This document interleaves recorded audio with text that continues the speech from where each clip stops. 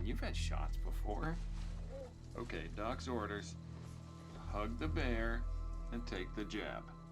Trust me, this will make you feel better. Come on. Come on, pal. Hey, buddy.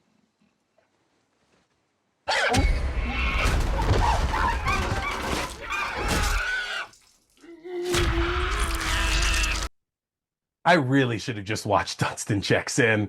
Tonight at Movie Reviews, I'm talking Primate. Stay tuned.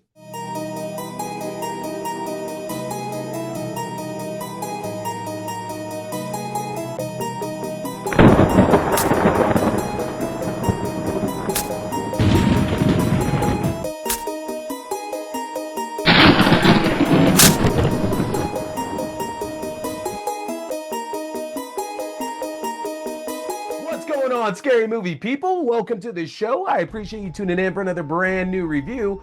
Folks, tonight we are talking a monkey thriller. And yes, I know it's not actually a monkey, it is a chimpanzee, but that doesn't really sound as catchy as monkey thriller. At least to me, it doesn't. Tonight in movie reviews, we are talking Primate. Now, before we get on into things, make sure to smash that subscribe button, hit that follow button, no matter where you are tuning in to catch this review. I have a lot of great horror reviews, interviews, movies, TV shows, games, books, you name it, on the channel for you to check out right now. And it is Movies Week, so at the end of the episode, I'm gonna tell you about the great bangers we got coming up this week for y'all to tune in for. Smash that subscribe button, hit that follow button. A lot of great scary stuff coming up for you.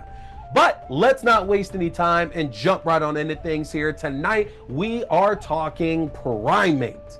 Lucy's tropical island homecoming turns deadly when her family's clever chimpanzee Ben becomes rabid. With her father away and no help coming, paradise becomes a prison as Lucy and her friends fight for survival against the pet they once trusted. And there it is, y'all. That is Primate. Now, from the jump here, in 2026, I think that a lot of the public perception when it comes to keeping chimps domesticated has very much changed over. I do think that there was a time growing up in the 90s and maybe the early 2000s where a lot of kids very much romanticized the idea from a bunch of films. Like, man, wouldn't it be so cool to have a chimp, to have an orangutan, have a monkey, whatever, living with us and get into all these whimsical hijinks? Come on, I can't be the only one who thought that, because I saw Dunstan Checks In as a kid. I loved the hell out of that movie, and even I consider it. And I know, again, that's an orangutan. Not really my point, though. I think at one point, a lot of us really thought about that. But then over the last 10 to 15 years, that perception has very much changed because we've gotten smart, right? We've realized that as cute as they are, these majestic creatures are not made to be domesticated. They are made to be out in the wild. So when you take a creature that is not meant to be domesticated in the first place, that is already going to give you some built-in tension. You are waiting for the wrong thing to happen and that animal to be set off, and tragedy will strike. And director and co-writer Johannes Roberts takes that to the extreme here in this film that is very, very reminiscent of Cujo. We're just replacing a rabid dog with a rabid chimp instead. And man, they start this thing off heavy, y'all. We get a nice fun cameo from Deadpool's Rob Delaney. You might remember he played Peter in that. He's a vet in this that's coming to look in on the chimpanzee Ben, and ultimately the scene ends with him getting his face ripped the fuck off. And you see the beginning of that face ripping, and it's not even the last time you're gonna get to see something ripped off somebody's face in this film. Roberts doesn't give you a chance to get settled in at all. He goes right for the jugular within the first few minutes of this film, but that is a perfect way to build the tension right here for a new monster film, honestly. And realistically, Roberts knows what he's doing. He has done a number of other memorable horror films over the last 15 years or so, including 47 Meters Down, Resident Evil, Welcome to Raccoon City, and the only good Strangers film, The Strangers Prey at Night. So if he's pulling in another horror film, I'm going to give him all the support in the world there, because my man knows what he's doing in this particular case. Now, to that story again, Lucy and her friends begin to notice Ben's erratic behavior. They're kind of all just hanging out. It's Lucy, her best friend, Lucy's sister, brother of like the best friend, and then just a random acquaintance that came along as well too. Dad is off doing a book signing. He's a famous author, and once Ben starts acting erratic, he ends up biting Lucy's sister, Erin, and this forces the entire group of kids to have to jump into the pool as Ben can't swim and he's afraid of the water. And over the next hour, we're following Lucy and her friends trying to find a way to escape, a way to call for help, or a way to ultimately kill Ben. And it is bloody and carnage filled in that hour. Like, if you thought the face ripping at the beginning was brutal enough, y'all, you don't know what you are in for here in this film. And again, I mean, something like the HBO series Chimp Crazy has shown us what can happen when people don't consider the idea of taking non-domesticated pets and bringing them into your home. And no, the film doesn't really focus on that messaging about why it was a bad idea for Lucy's dad and their family to be taking care of this chimp Ben. That's fine. It goes back to a connection to Lucy's recently passed mother, who helped Ben learn sign language and has a tablet in order to communicate with everybody as well too.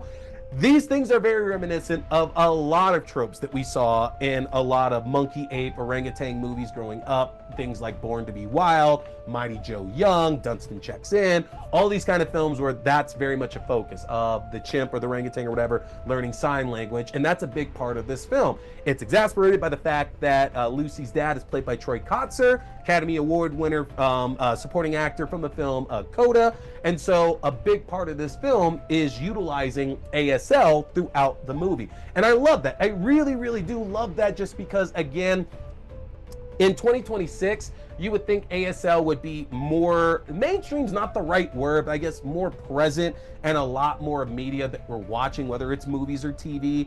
And I love the fact that, at least in horror, it seems to be something that is just very prevalent, because the idea of not being able to hear ramps up so many scares in any horror movie you could think of. I mean, think of Hush recently, right? So I love the fact that having an actor like Troy Kotsur in here allows this script to be opened up more to focusing on that terrifying aspect of dealing with a rabid animal chasing you, and you might not be able to hear what exactly is going on. Makes it so tense here in this one. The rest of the cast, though, we got Johnny Sequoia, who's playing Lucy, who you might remember, she played the daughter of Chief Aubrey Bishop and Dexter Newblood. Rob Delaney, like I said, who plays the vet here, gets his face ripped off, only has a quick cameo. Miguel Torres Umba, though, is who we really need to make sure we are giving our props to, because he is the actor that is portraying Ben throughout this film. And y'all, if you didn't know that that was an actor in a suit portraying Ben in this movie, you would 100% believe that that is an actual chimpanzee.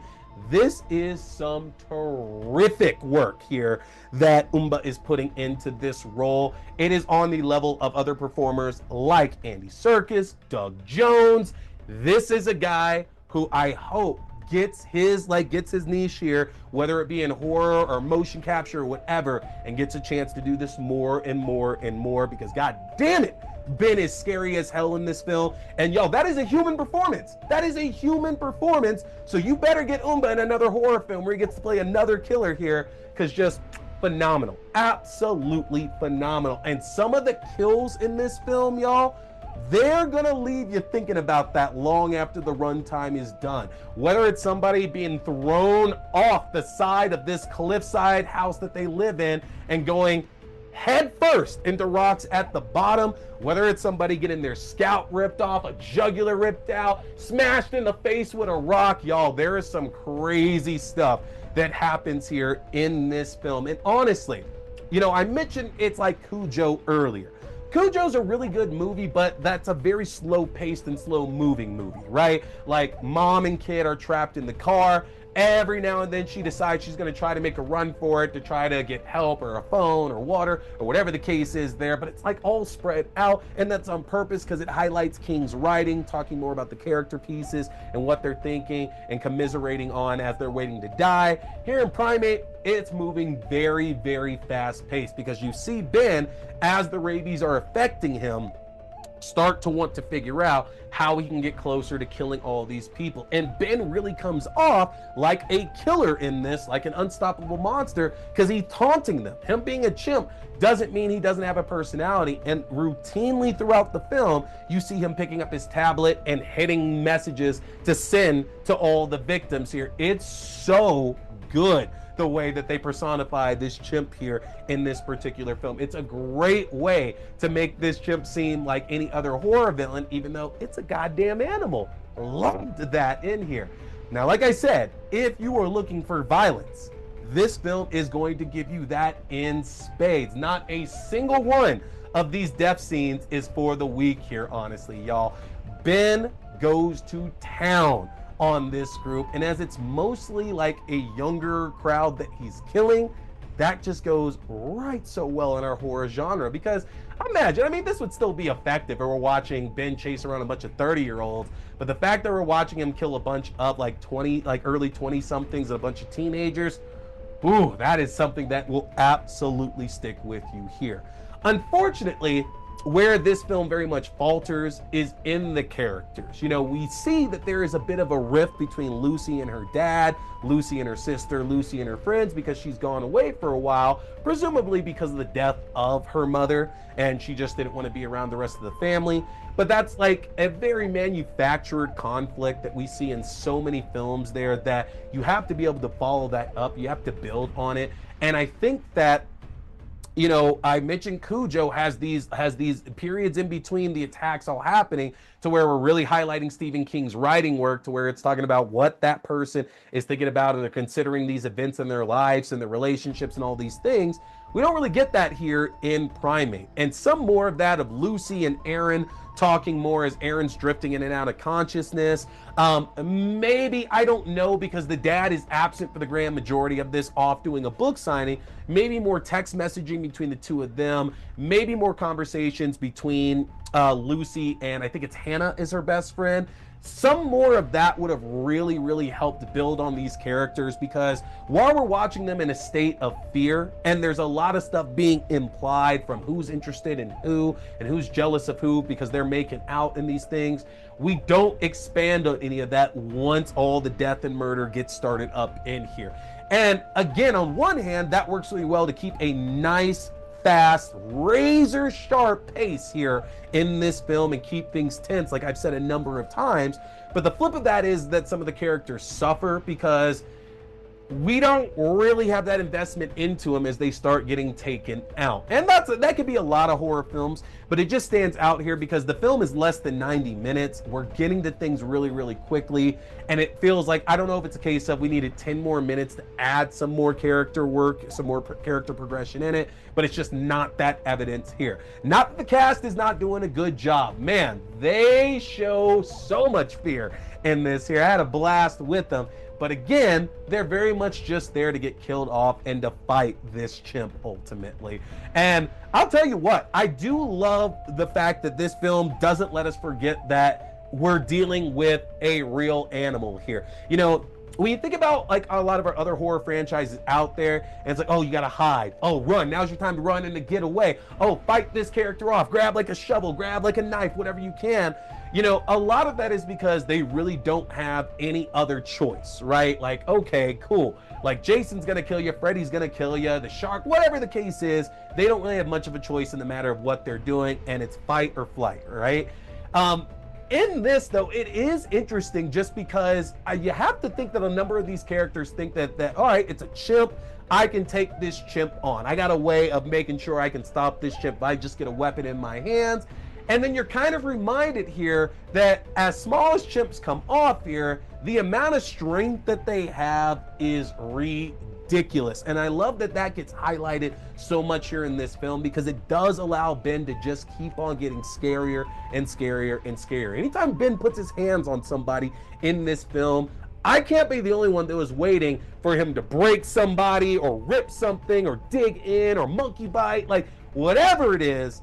You feel that the moment Ben gets in range of somebody, and the film never lets you forget that. These people are not in any sort of capacity to actually fight this chimp off, and honestly, they might do better against a fictional killer than the way that they do here with Ben.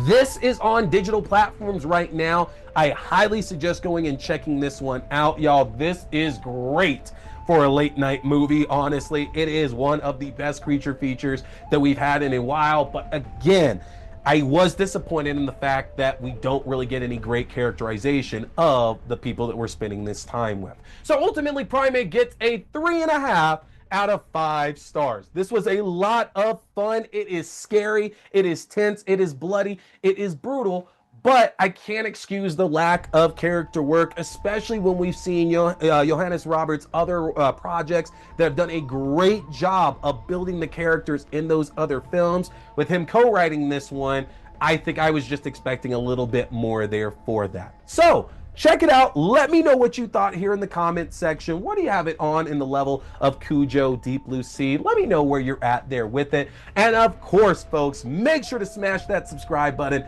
Hit that follow wherever you're checking this out. Again, it is Movies Week. And later on this week, I'm going to be looking into Diabolic. We're going to look at ZombieCon Volume 1. And in honor of the St. Patrick's Day holiday, we are going to be talking Leprechaun 4 in space. So again, hit subscribe, hit follow wherever you're tuning in. A lot of fun stuff coming your way. But that's it for me tonight here, y'all. My name is T. We've been talking scary movies. Stay scared.